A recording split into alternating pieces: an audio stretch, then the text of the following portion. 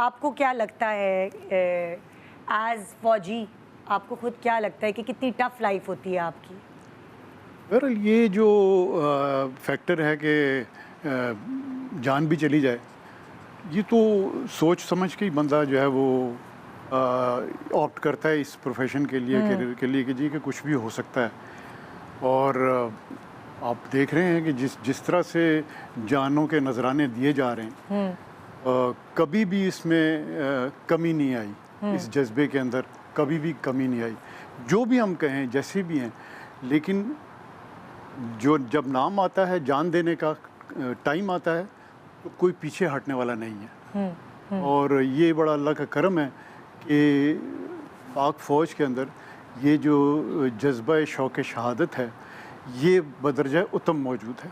अच्छा, अगर आप अपने भाई के बारे में बताना चाहें कि मैं क्या हुआ? आपको जो मेरा छोटा भाई जो नईम है, उसकी शहादत पर हमारे एक अफसर ने एक मंजूम नजराना अक़ीदत लिखा था, जो उसकी क्योंकि दोनों हमारी यूनिटें साथ थीं और एक दूसरे को हम बड़े अच्छे तरीके से जानते थे। अच्छा। और जब नईम की शहादत हुई तो जितना हम लोग उदास थे, उसी तरह वो यूनिट भी उदास थे। तो उन्होंने जो लिखा था वो मैं आपको एक बंद, जिस कदर था जवां उस कदर खूबरू, ज़िंदगी का निशान पे करे जुस्तजू, थी वतन की मोहब्बत तेरे दू बदू, उल्फते दोस्तां दम बदम रूबरू, था यकीन खुदा तेरे दिल में मुकीम, तू है अज़्म वतन ए शहीद नईम। और नईम ऐसा ही था बिल्कुल, जिस तरह से इन्होंने डिफ़ाइन किया है। बहरहाल वो 23 बरस उसकी उम्र थी जब वो शहीद हुआ।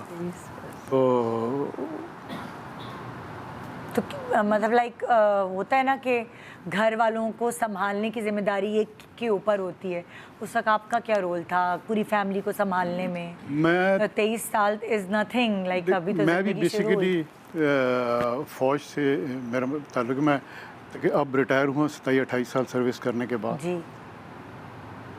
तो नईम की जब शहादत हुई और इसकी ख़बर आई, क्योंकि 1 अगस्त को वो ऑपरेशन हुआ था जिसमें कि शहादत हुई थी, और 3-4 दिन के बाद जो है वो डेड बॉडी आई थी वहाँ से। नेचुरली वो कुछ टाइम लग गया होगा वहाँ पे, सियाचिन को इतनी आसान जगह तो नहीं है। बिल्कुल।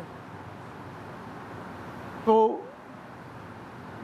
जब घर में ये पता चला, जिस वक्त तो मुझे नहीं पता था, क्योंकि मैं ज़ोब के एक इलाके में था जहाँ पर कम्युनिकेशन नहीं था। ये भी एक तरह की एक सेटबैक होता है इसका। वो एक पोस्ट बॉक्स नंबर होता था और वो मिल जाता था। ये पता नहीं था कि वो एग्जैक्टली किस जगह पे हैं। फिर वो फ़ौज ने ही फिर मदद की, मुझे लोकेट किया, मुझे बताया गया, और फिर उसके बाद मैं वापस आया। तो उस वक्त तक वो फिर डेड बॉडी भी आ गई हुई थी। बहरहाल मैं जो बात करना चाह रहा था वो ये है कि ये हैज़र्ड्स हैं, ये तो फिर आते हैं और इनको भी मुकाबला करना पड़ता है, इनका भी। सो आपके घर में आपकी वालिदा को सपोर्ट करने के लिए कौन था? होता है ना, घर की ख़वातीन को एक संभालना पड़ता है, तो आप भी नहीं थी? हाँ, स्पेशली बिल्कुल अम्मी।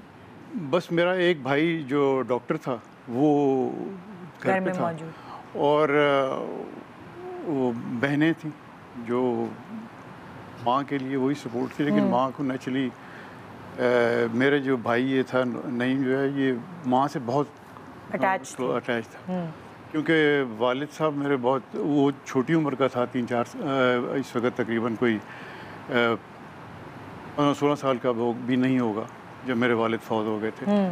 उसके लिए फिर सब कुछ उसकी माँ ही थी। अच्छा। वो और माँ भी बहुत ज़्यादा अटैच थी उनके, अम्मी भी।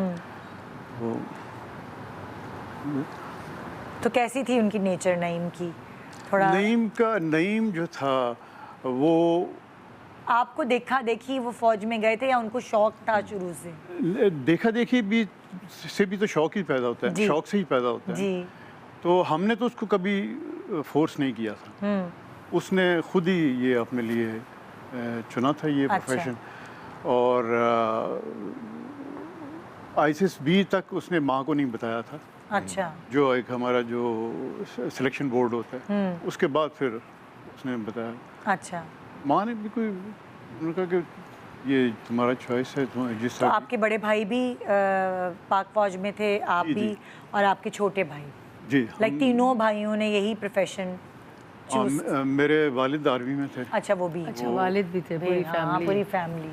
तो जब थे तो उसमें हम लोग भी तक कुछ शौक भी था, कुछ तकरीब सिर्फ उनके देखा देखी भी था ये सिलसिला। हाँ, लेकिन बहरहाल चॉइस तो अपनी ही थी, बिल्कुल। कोई ज़बरदस्ती करने वाला कोई नहीं हाँ, था। हाँ।